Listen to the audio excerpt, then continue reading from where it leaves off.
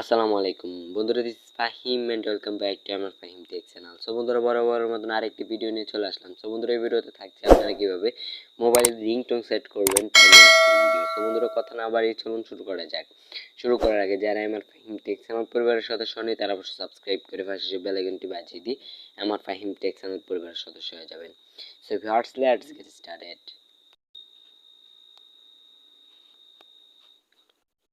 বন্ধুরা, welcome back to another video. So বন্ধুরা, আপনারা মোবাইলের সেটিংস অপশনে চলে যাবেন, দেন সেটিংসে আসার পরে সোয়াইপ করে নিচে চলে যাবেন, দেন এখানে দেখতে পারবেন সাউন্ড নামে একটা অপশন আছে। সাউন্ডে একবার টাচ করে দেবেন, দেন সাউন্ডে টাচ করে দেওয়ার পর এখান থেকে সোয়াইপ করে নিচে চলে যাবেন, দেন এখানে দেখবেন এই যে সিম ওয়ান, এই যে phone ringtone SIM one, phone ringtone SIM two.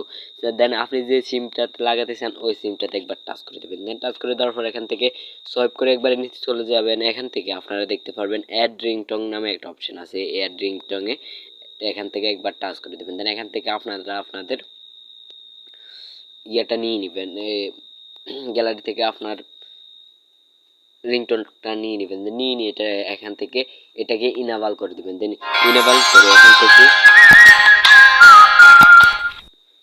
এখান থেকে টিক মার্কে একবার টাচ করে দিবেন। সো টাচ করে দেওয়ার পর এখান থেকে আপনারা